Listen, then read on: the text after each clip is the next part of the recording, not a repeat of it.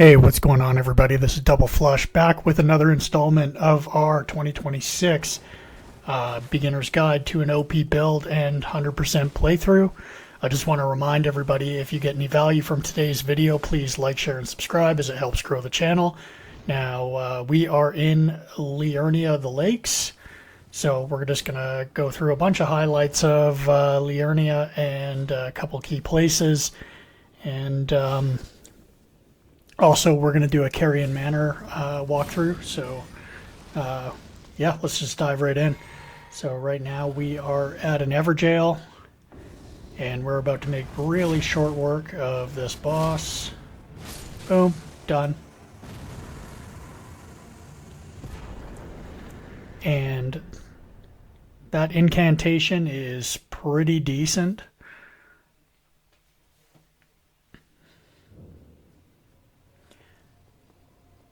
So from this Everjail, we're going to go back down the Spirit Spring that we came up on, and then just hug this wall and continue north, and then we're going to keep our eyes open on the wall for a cave. Now, this cave is very important for later game, and what I'm not going to show you in the video is before you go to this cave, you should actually go to the Albinoric village, the one that's been like absolutely decimated, and talk to the old guy who's hiding as a jar there.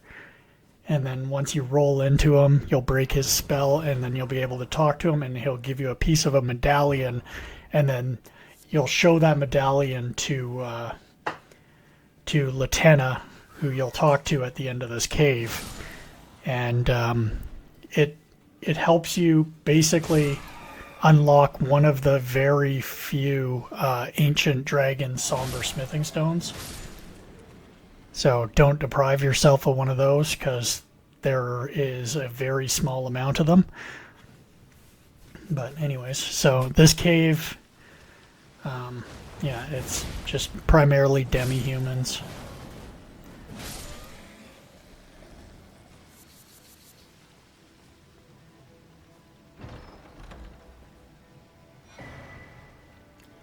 We got the spear talisman.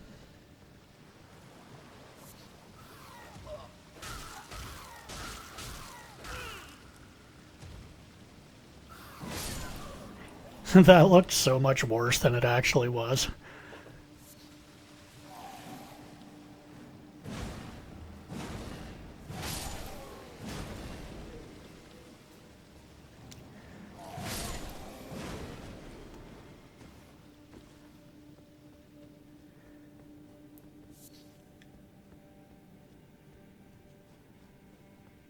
And because we took the time to, go to all the different locations right at the beginning of the game,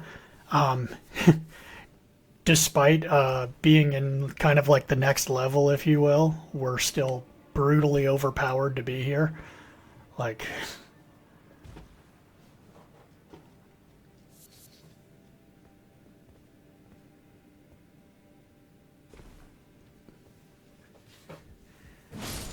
that being said, though, the enemies are significantly more difficult to kill than in Limgrave. They have way more HP, and their movesets are more challenging, and there is just a greater variety of enemies that are more challenging in general.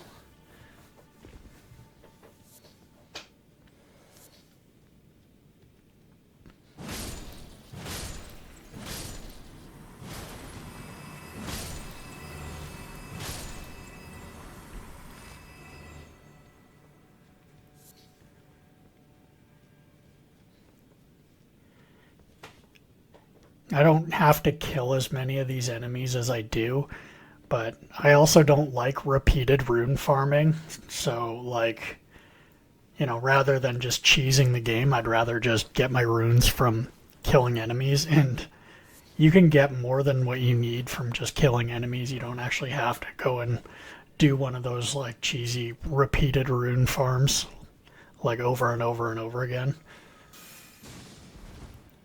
What I'm trying to say is just play the fucking game. Anyways, we're just gonna kill these weird snail things.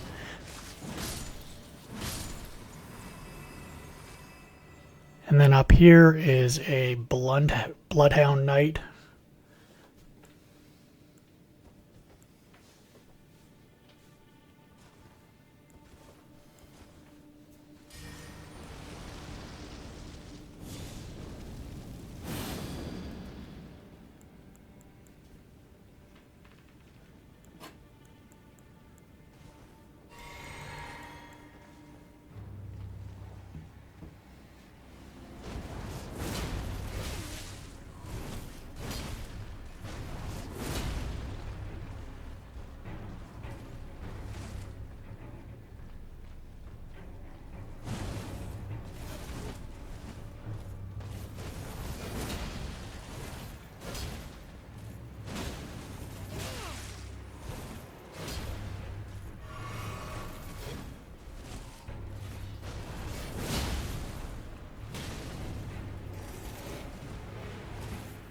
These guys are a pain in the ass, but they're also really easy to stagger out of their moveset, so, you know, it's kind of just a matter of just trying to find their timing. Which I didn't do there. There we go.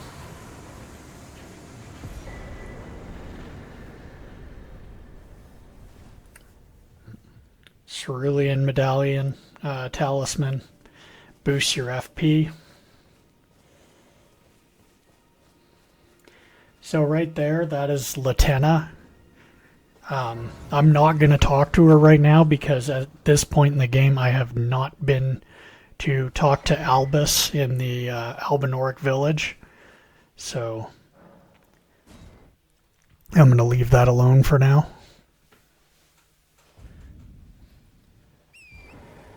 And now we are going to head over to the eastern side of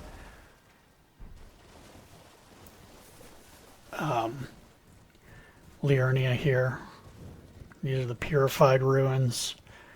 There's another talisman here. And that's really all I've found of value here. If you know something that I'm missing, please drop it in the comments below.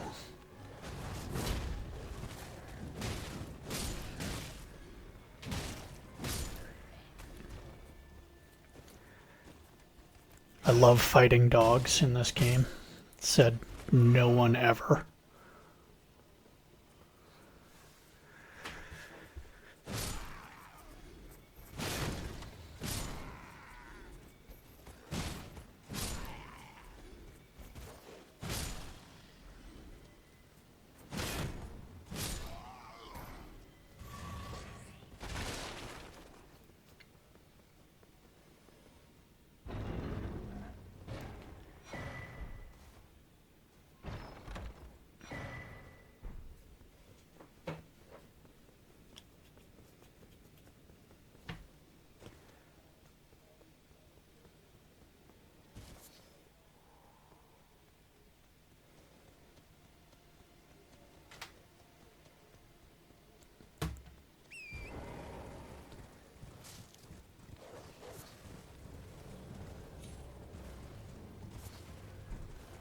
Yeah, see, it's just stupid shit like mushrooms and just little things. There's nothing significant other than the Two Fingers heirloom talisman, which raises your overall faith by 5 points.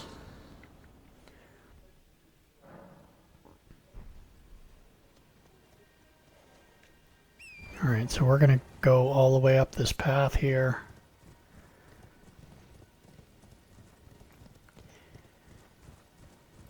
Basically as far back towards Stormvale as possible. and then just killing trash along the way. Grab this Site of Grace.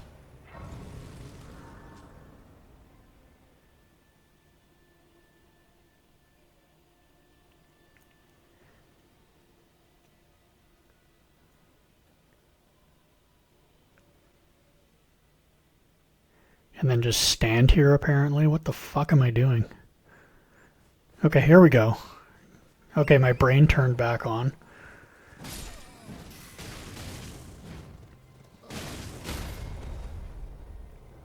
Oh, I'm getting taken out by the I don't even know what you call those guys. Basically, the lowest of the low.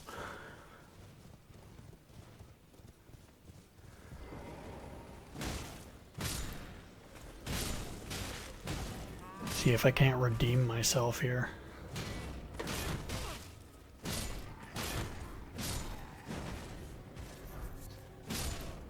That was a little bit better. Alright, so we're going to continue down the path, going back towards Stormvale. There's this giant here. We want to get him out of the way.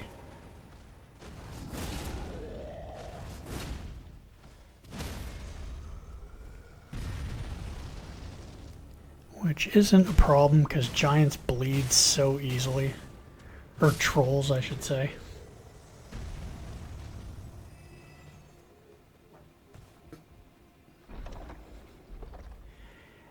And here is the tree spear. So that is a primary faith weapon, and overall just really solid.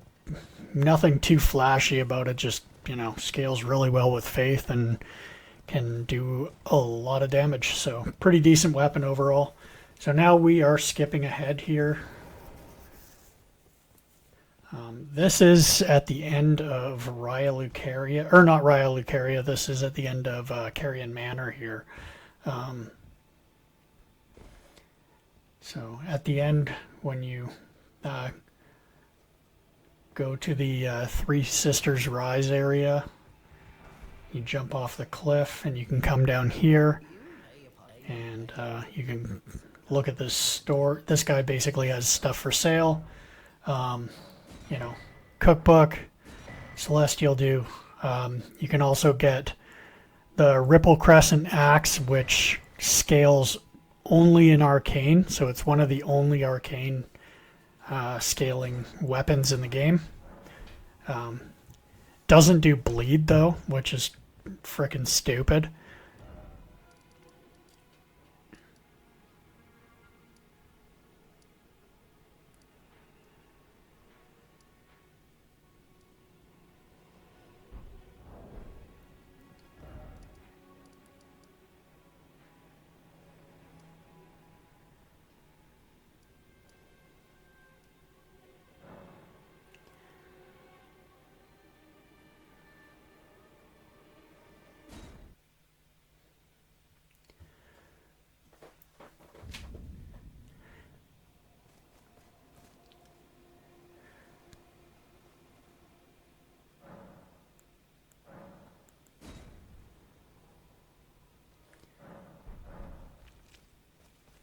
So I switched it to nighttime for a reason.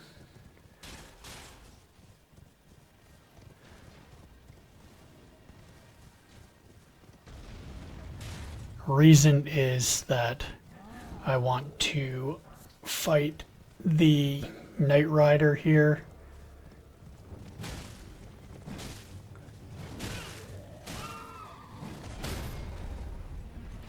Now, for those of you who watched my Stormvale walkthrough, you caught a glimpse of my my dexterity intelligence build, where I was using Ice Spear, and this is where you get it. So if you want that Ash of War and you want to test drive that, I think it's one of the best Ash of Wars in the entire game. Gives you range, hits like a truck, and yeah, the frost is just the icing on the cake. And I'm aware of the pun I just said. Alright, so now that we got that, we can head back out here.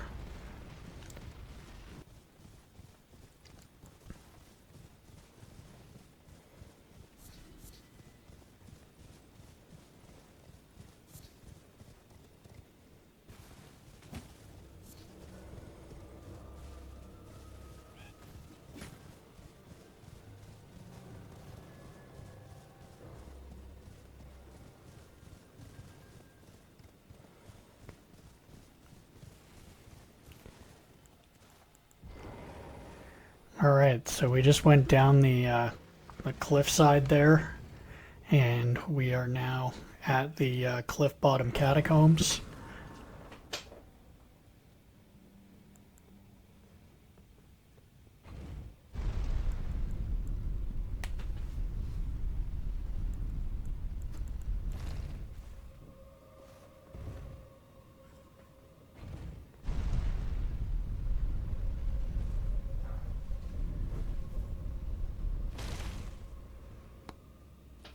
Whenever there's a lift in the catacombs, always just have a look down, and you know, if you can see the bottom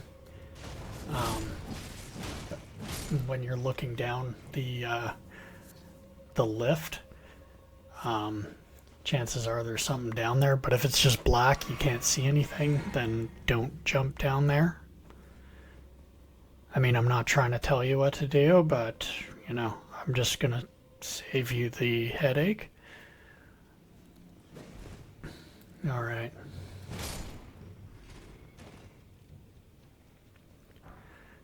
I still haven't gotten one of those guys to drop the forked greatsword yet. It's one of the great swords that procs bleed.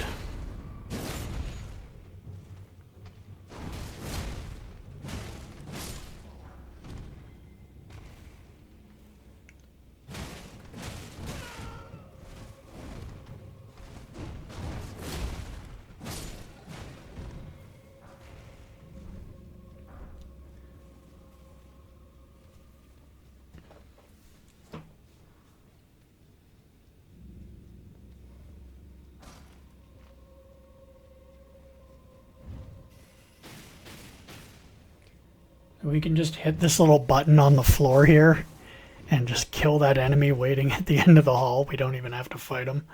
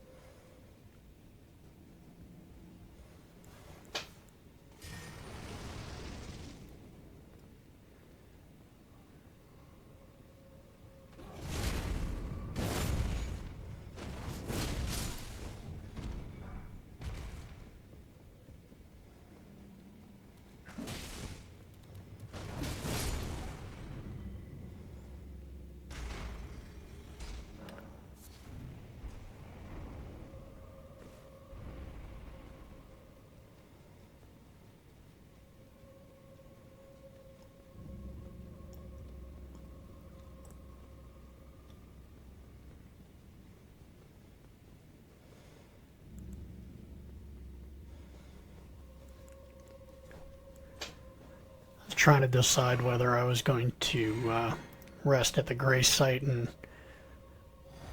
revive all my potions and stuff, but I'm good.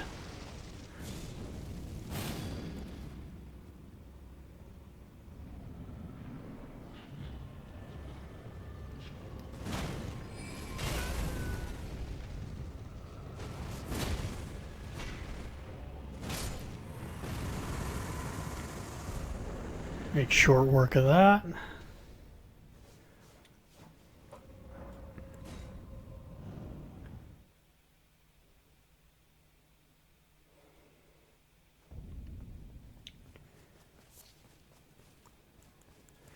I just realized in this video that I just showed you where to get one of the best Ash of Wars in the game, and we're also going to see where one of the best weapons are in the game. We're going to head back up here. Now, if I were to continue going straight, you would take the well elevator down to the Ansel River, or Ainsel, I don't know. But I'm just going to release that in a separate video. Just because there is a lot to cover in this video. Like, I'm not even showing you all the caves and stuff. I'm just trying to put together a couple key ones.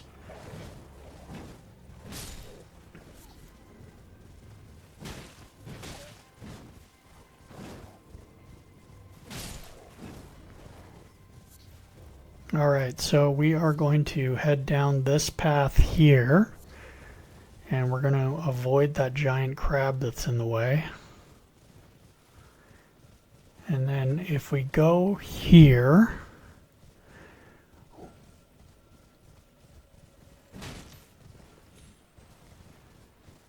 there is another one of these tibia mariners here.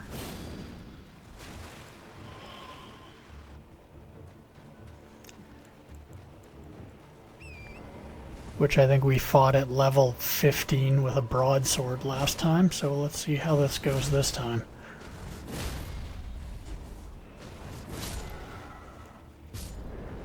As you can see, it was quite a struggle. Alright, we got some more death root to give to Garank over in Kaled.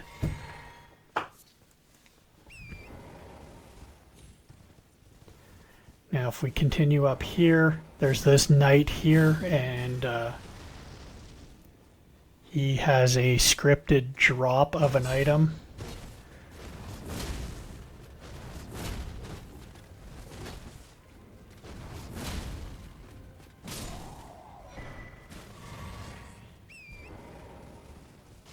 So we got the Dragon Call prayer book.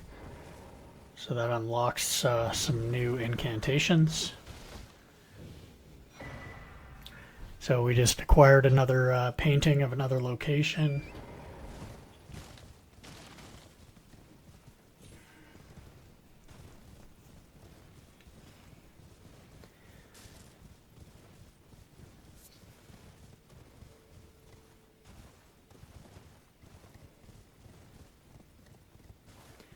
So now if you come back here and look at this cliff, you'll notice that there is a little area down here. This is Jarburg. It's basically a town for jars, I guess. But there is a lot of stuff here. Smithing stones, there's gold runes, there's lots of the cracked jars and ritual pots down here, as well as lots of the flowers to use for crafting. So this is well worth your while to come down here.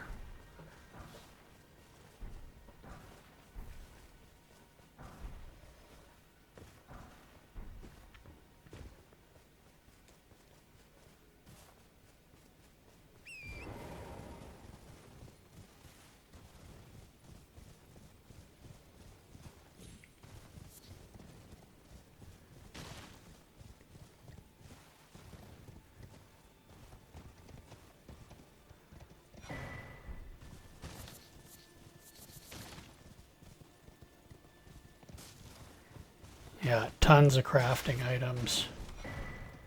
Yeah, crack pots, ritual pots.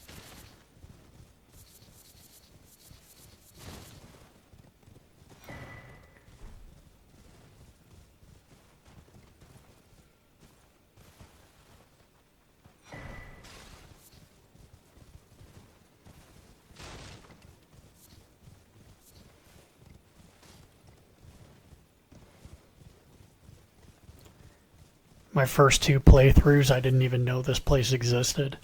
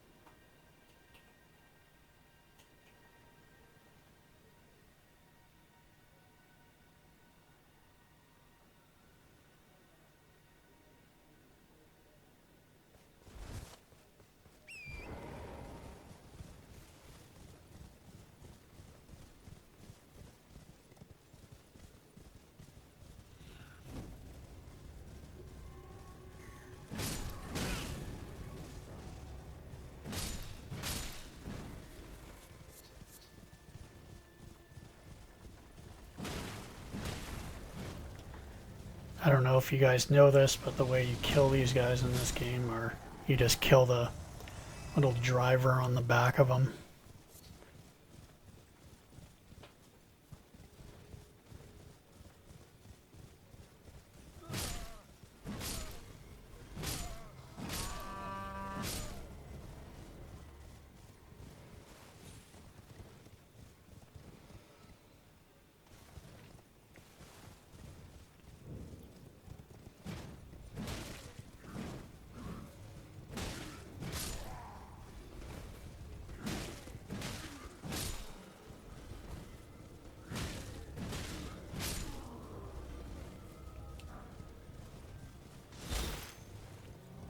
I don't think I've ever come down this way and not been shot by one of those giant arrows.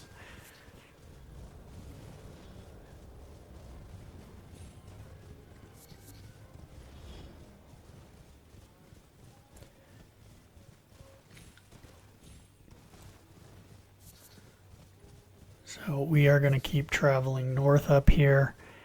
And this is a good spot because there is not one, but also two of the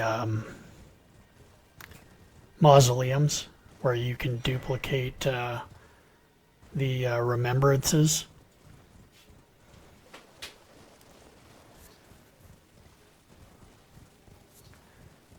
And also there is one of the Erdtree avatars here that we're going to go fight right now.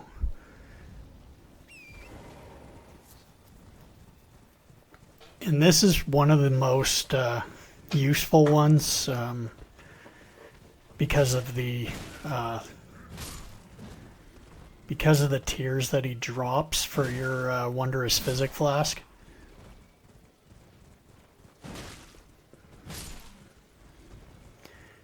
I just try to kill all those guys because I don't want them interfering in this boss fight.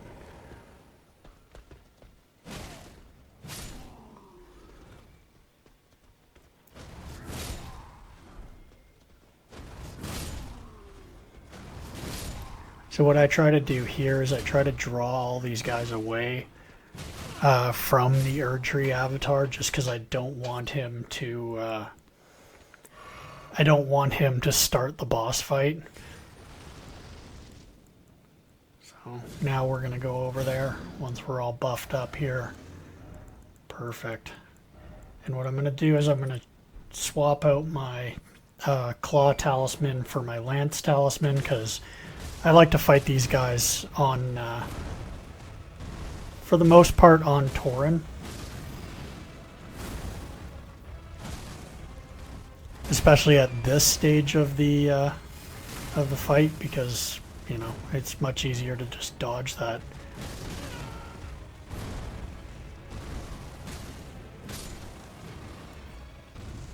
So there we go. So for this guy, you get the Magic Shrouding Cracked here, the Lightning Shrouded Cracked here, and the Holy Shrouding Cracked here. So basically those will just buff either magic damage, lightning damage, or holy damage. So if you're putting together a build with any of those attributes, then you know, like, that is super useful to have. We're back just by the lift in Liurnia here, and we're fighting another Knight Rider. And this is another, I didn't even realize this is another one of the, I would say, top 20 weapons in the game. And that is the Knight Rider's Glaive. This thing has just absurd range. And, you know, it can be buffed. It's, you know, it has the halberd moveset, which I personally love. I much prefer over the spears and great spears. And I love the range of the halberds because it's much longer than swords and can keep a lot of enemies, you know, away from being able to hit you. But yeah, so there's one of the best one of the best weapons in the game. That's a you know, weapon you can take to the end of the game with you if you have the right build. We're going to do another Everjail here. This is a giant troll, one of the magic ones.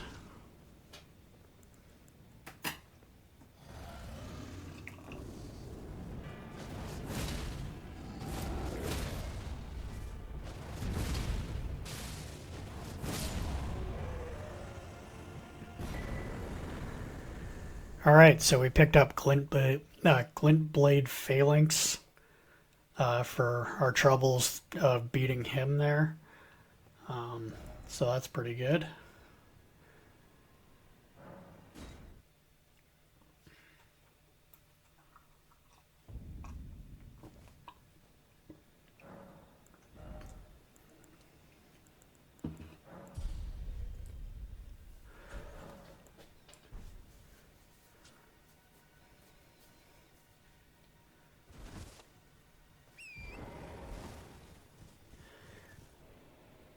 So this is an area we've already been to.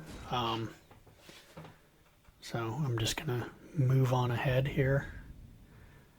So remember when we came through here, when we were in the early stages of this build, we came up and there's that blacksmith there. So now we're heading to Carian Manor.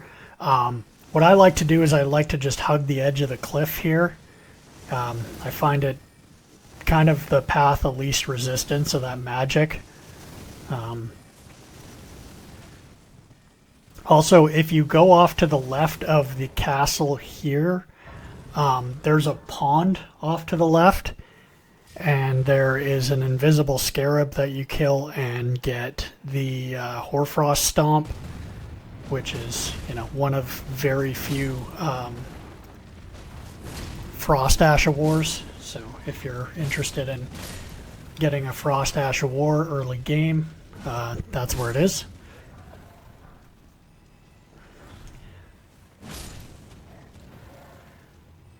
So this is Carian Manor.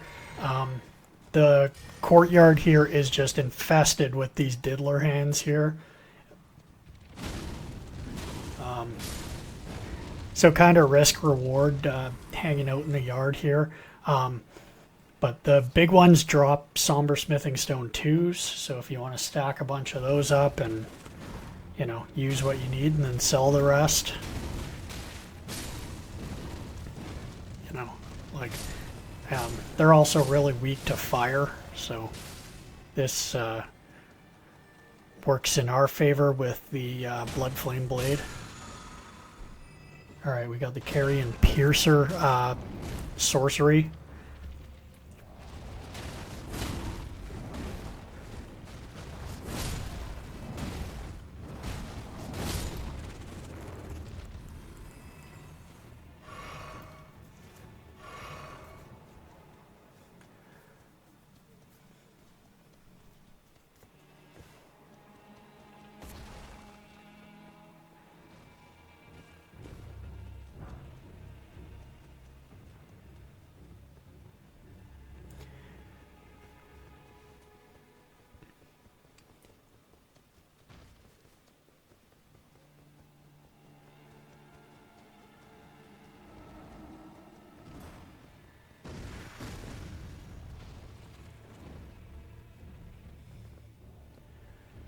Alright, so we're going to rest at this site of grace here.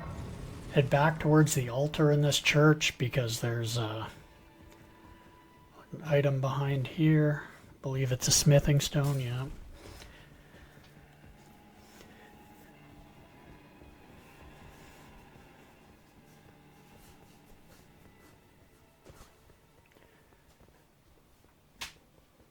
So, out on these walkways, to continue on in the palace, normally you go straight, but here we're taking a detour because I'm going to show you where to get one of the best weapons in the entire game.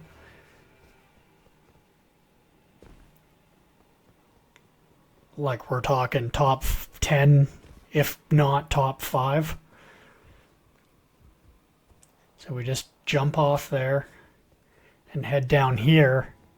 And then in this chest is the Sword of Night and Flame. And if you haven't seen what this thing does, it is a fucking berserker. And it's one of the only, well,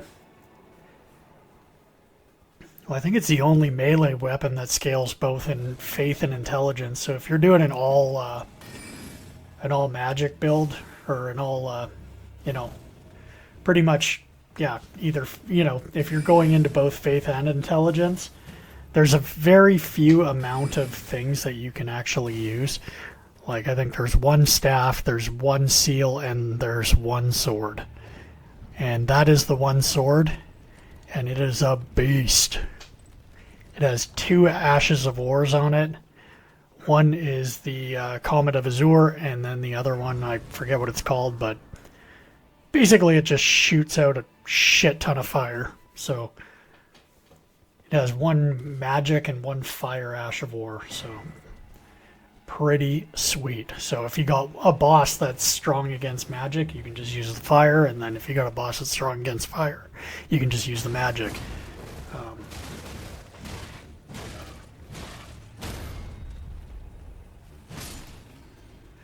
So we picked up a golden seed in the yard there, and now we're just going to try to kill these guys real quick.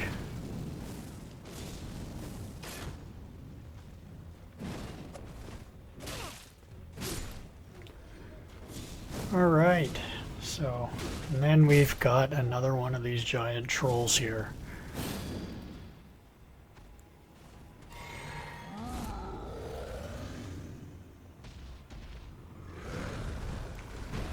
Alright, so we got buffed up here. I think that was a mistake using my Wondrous Physic Flask, because now I don't have it for Loretta.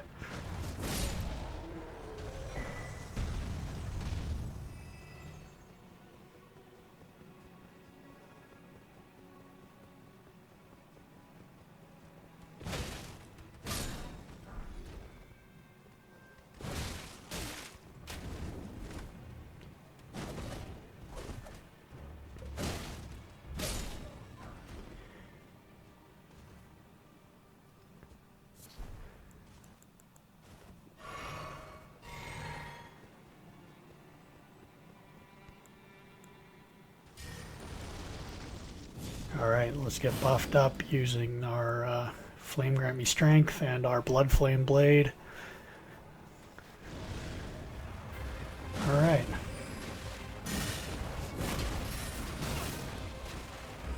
And we're just going to tackle this how we tackle every boss fight with this build, spamming our Ash of War and our jump attacks, and yeah, now we've got Loretta's Bow, which is a great, that's a great sorcery because of the range it has. So if you want to just cheese something from a super far distance, and you've been investing into your intelligence stats, and you're doing a magic build, that's a good one for that option. If you just want to kill something from afar and you don't want to get too close.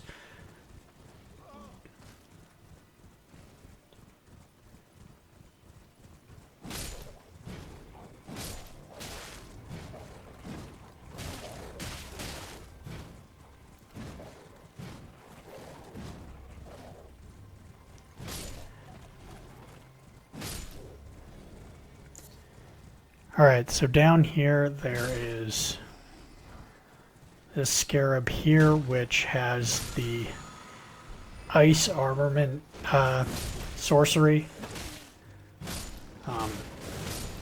That can come in handy. I'm actually using it on one of my builds for the intelligence arcane build I'm putting together right now.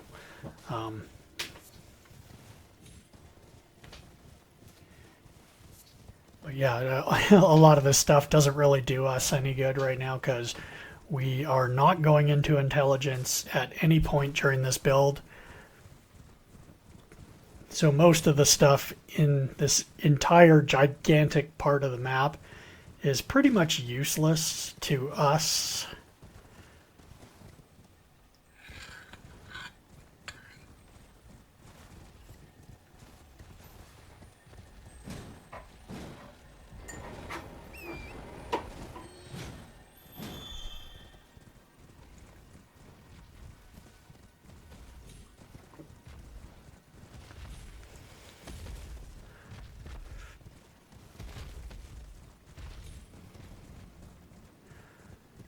So now what we're going to do is we're going up to Ronnie's rise. She is the witch who gave us the spirit calling bell at the beginning of the game.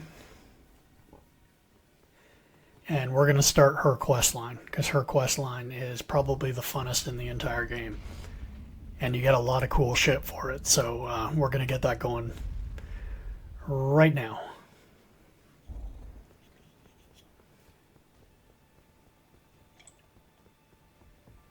Oh, I believe I please but tarnished. I have no reason shrieking. Wilt thou I am the wit that I might want well. I see, thou art what I require anticipate. So she's going to ask us to join her service, and then she's going to ask us to go down and talk to her three, basically, you know, 3 people in her service. One of them is Blythe the Half-Wolf, which we've already met many times. The other one is E.G., the giant blacksmith in Liurnia the Lakes that we... yeah, we've met already. This guy here, although it's just a it's just a spirit of him. And then we're going to talk to Celivis last. Now he is he's important if you're going to do a magic build, but we're not doing a magic build. But yeah. Anyways, so I don't really care what happens to him, but his quest line does require certain things to be done at certain times, so it can be really easy to mess his quest line up. Yeah, this guy here. I don't know what it, but since I asked, I resemble claim should you wish to be of actual service to Mistress Rani. If it were up to me, I would, but who am I to... Alright, so now that we've talked to him, and we've talked to the other 2, we're going back up to, we're going to go back up, talk to Ronnie, exhaust her dialogue, and then we're going to continue on.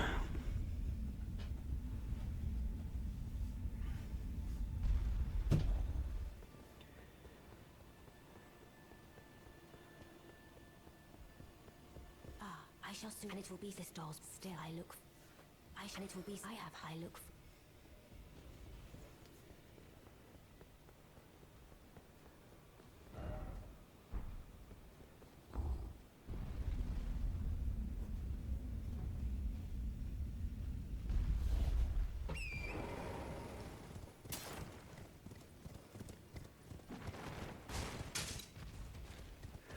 Alright, so we're going to leave her rise, and then we're going to head over to Celivis's rise.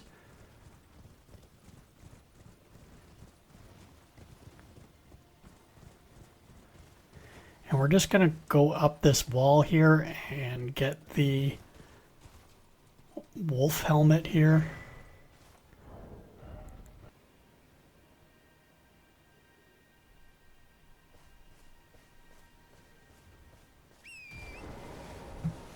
And now we're going to get a look in the future of what this build will look like much, much, much later, because I actually came back to Liurnia to grab a couple key items. So let's take a look. We're going to head back to the Stillwater Cave right at the beginning of Liurnia.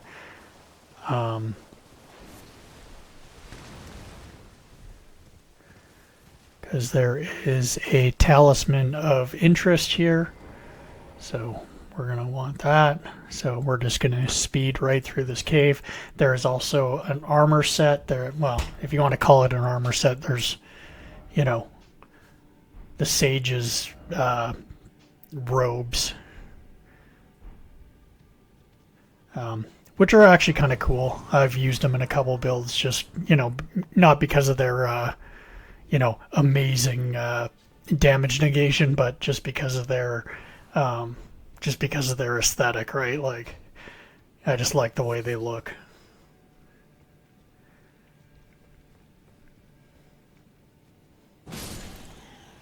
So this is another one of those caves where the ground is just poison, and there are these mushroom wizards. I don't know what to call them, and bats and poison plants. So it's basically another one of those caves where you're inevitably going to get poisoned at some point.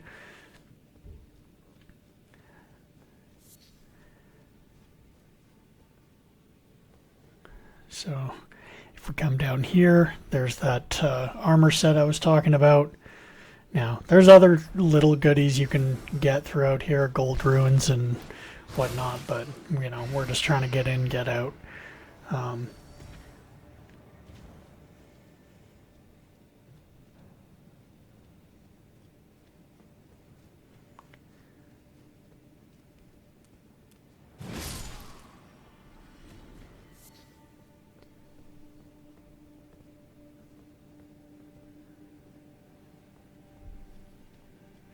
Everything looks the same in this cave, so it's a little challenging to navigate.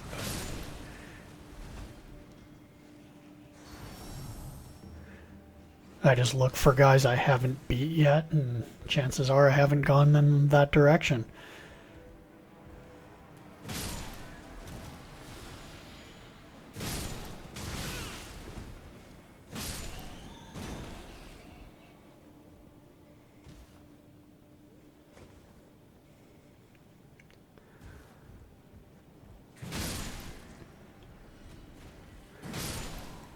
So there we go. We're just going to kill these guys super fast.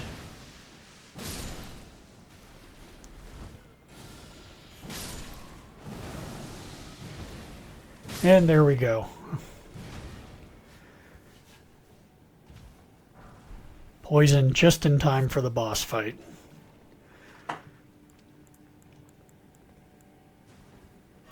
That's okay. We're going to go get another item to deal with that for the future.